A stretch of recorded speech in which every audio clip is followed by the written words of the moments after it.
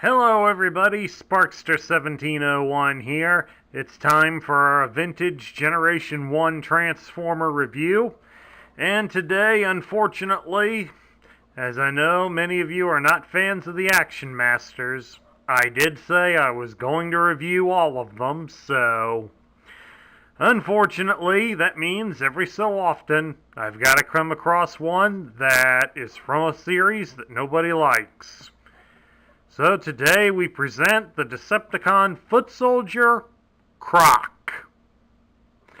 Krok here, being an Action Master, was released in 1990, and he would be one of the last Transformers to be released in the Generation 1 line. So that means he would also be discontinued by 1991. Krok here is an Action Master. He is a brand new character to the lore at that time. So we really don't get any ideas as to what he could have become. Although this set of windows here on his chest sort of gives off the image that he probably transformed into what I would assume would be a rather large military jet. Kind of goes also as well with the theme of the Decepticons. Now, of course, like every Action Master, his articulation is relatively the same. You can turn his head from left to right. He can rotate his arm at the shoulder all the way around. There's a metal bar in between his legs. It allows his legs to do a full splits if necessary. He can also bend at the hip about 90 degrees and bend at the knee about 90 degrees. Now, of course, some of you may wonder why I always pinch their legs together at the hip. Well, as I had stated, it's a metal bar in there that holds their legs together, so gradually the wear and tear of the plastic on metal does tend to wear them out and cause the legs to pop off. And if they pop off, they are generally a pain to put back into place. So I have had quite a few of them fall apart in my hands like that. So I always pinch them at the hip to make sure the legs don't come off, because I'm tired of buying new Action Masters. And of course, like all of them that were sold on card as a figure and accessory, the gun can also be removed from the robot and be used by his partner.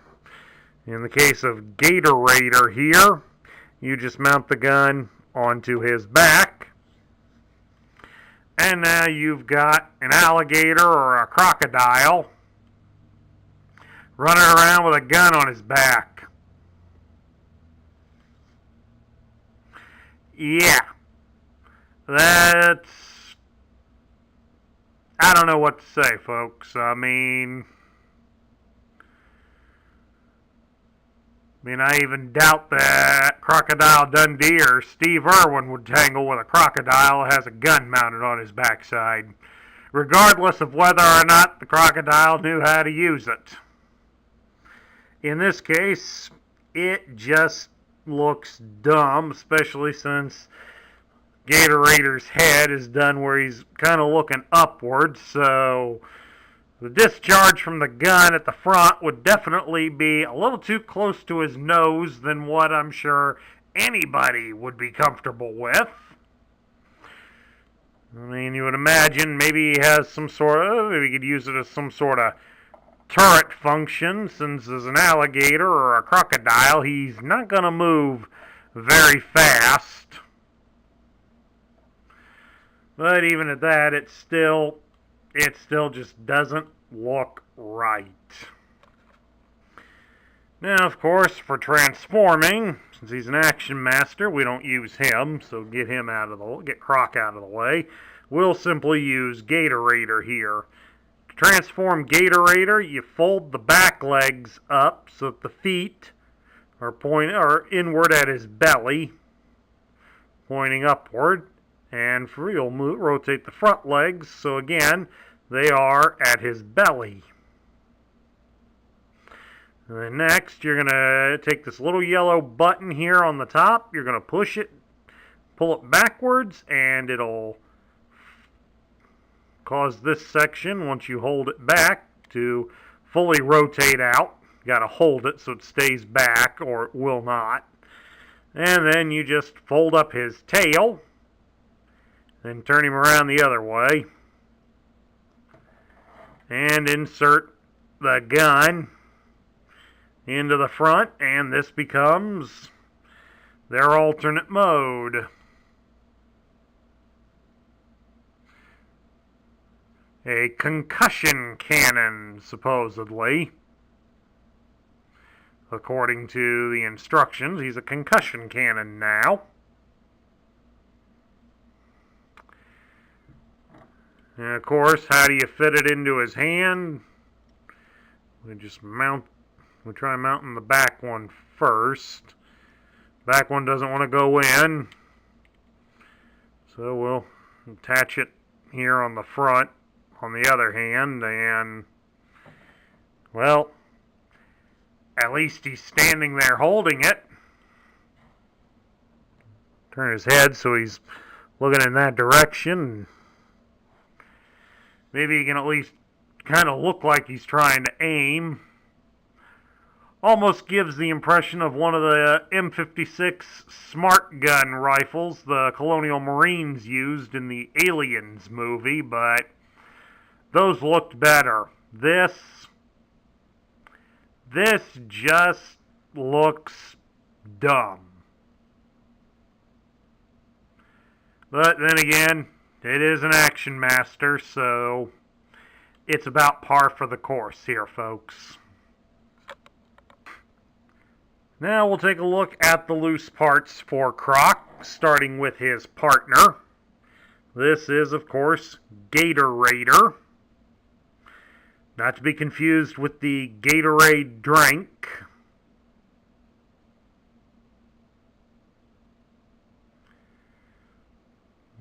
Gatorator's articulation is limited to his legs. You can rotate his legs all the way around fully.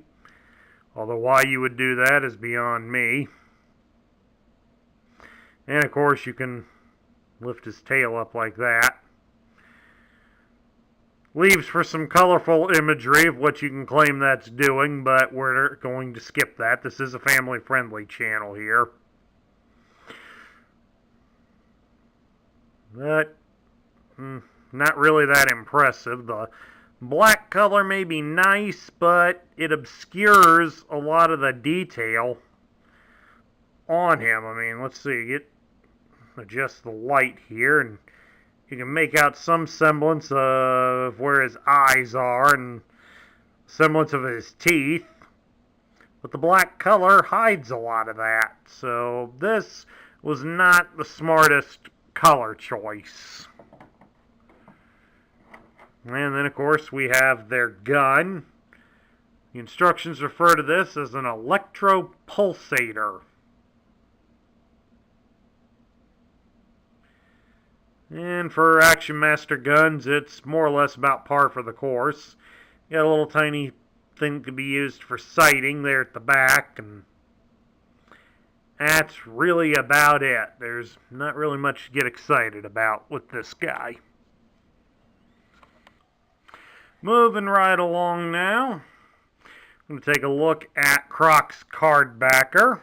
Here it is. I definitely want to commend the original owner for cutting the bubble out so that we have some pretty nice artwork here. The artwork certainly makes Krok look more impressive than what the toy really is. And of course down here, so it shows off Gatorator's alternate mode.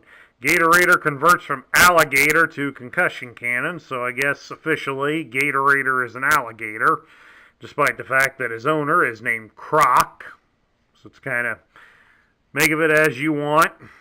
Here on the back side, should point out as well down here, this is the UK version of the card backer. We got the power plans here, which really doesn't tell you a whole heck of a lot. Why does it say the cranium regulation unit is in his mouth? I mean, is he wearing is that supposed to be a mouth plate, sort of like what's on Darth Vader's helmet, or what? Or even worse, the dual phonic magnifier right there between the legs. Again, this is Family Channel here. We'll keep it family friendly, but we're just getting ridiculous here. Let's move on. Take a look at the instructions here. See what it all comes with. Krok, Gatorator, and an electropulsator. How to arm either one of them. And then the next few steps show how to change Gatorator into the concussion cannon and then mount him on to the hand, which really is kind of silly looking. And then down here we got the barcode and the robot points, which were kind of defunct back then at this time. And then we now have the tech spec. It's done in purple to show he's a Decepticon, even lists him as a Decepticon. It gives his name as Krok, and his function is foot soldier. Now, the Merriam-Webster Dictionary defines a foot soldier as an infantryman, and is usually somebody that's given the dirty tasks that most of the others don't want to do. So, it gives him a unique function, but really doesn't serve a whole lot of purpose in the Transformer universe. And it gives his motto as, the road to conquest is best traveled one step at a time. Gets his kicks from kicking. One blow from his automatic-powered foot can send an Autobot into orbit. Centuries of playing all-star mecha soccer on Cybertron have made him the terror he is today. Okay, now he's trying to go after David Beckham's job. Good luck with that, Krok. Let us know how it turns out. By taking a single stomping step, he can create a mini earthquake with a scaled reading of at least 7.0. His faithful partner, Gatorator, uses his vice-like jaws to crush any unfortunate being caught in the aftershocks. Converts to powerful concussion cannon. Now, seriously here, folks, this tech spec bio is really silly. Moving on here to his stats. It's done up in the vertical bar graph that was the standard in 1990. It gives his strength as 9, his intelligence is 6, his speed is 2, probably from having to drag his buddy along. His endurance is 10, his rank is 5, his courage is 7, his firepower is 6, and his skill is 8. So he is a relatively impressive warrior. Now we get down to my thoughts. What do I think of Krok? Well, Krok is basically, if you go by that bio alone, a crock. But, however, the More Than Meets the Eye guidebooks do point out some better things for Krok that would be better incorporated into the toy. As he spent many years playing mecha soccer on Cybertron, he obviously knows how to be something of a team player. Something that's not found very often amongst the Decepticons. Somebody that knows that they have to work together as a team in order to be able to succeed at their ultimate goals.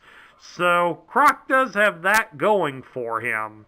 The fact that he's also been a soccer player means he also has to be razor sharp and ready to alter battle plans as necessary when things don't go exactly as one hopes for. So, in that vein, the More Than Meets the Eye guidebooks point to Krok as also being able to serve as a minor commander in the battlefield due to that fact that he's able to do that from all those years of soccer playing. So you have somebody that can function at maybe a sergeant or lieutenant's level on the battlefield that unfortunately is hindered by the fact that he's got an infantryman's function. So that's kind of another one of those that Hasbro really didn't pick a good function for him, and that's kind of a shame. When you look at that part from the lore, that helps put Krok more up into the middle tier, but only just barely. I know it's hard for many of you to accept the fact that I'll assign Action Masters to any of the higher tiers. But remember, folks, this is my opinion. It's my channel, and I'm going to give you my opinion, and you are free to disagree with my opinions. That's why we have a comments section. But that's what makes Krok avoid the bottom tier. What drags him into the bottom tier, besides the Action Master bit, is the fact that I am not impressed with the alternate mode or even with Gatorator himself. The black coloring on Gatorator just makes him boring, and it hides a lot of the details on his head. Of course, then again, this was the time when Hasbro was cutting costs, and extra paint apps means more money. So they were doing that for G.I. Joe collectors. You probably hear that a lot if you listen to Hooded Cobra Commander 788. He does talk a lot about the cutting corners on many of the paint apps. So again, here's another prime example of it. So that hurts it a lot more. And the alternate mode, again, we won't even go there. It's stupid looking, and those just don't work out. So, but the fact that if you use him tactically, Krok would make slightly more than the sum of his parts. So that's what gives him a middle tier status, but only just barely. And that concludes my review of the Generation 1 Decepticon Foot Soldier Krok. If you like the video, please leave a thumbs up here on YouTube. Hit that subscribe button down below if you haven't already joined up in our ranks. Please also consider sharing your thoughts about Krok in the comments section down below. This is Sparkster1701 saying I will catch you all later.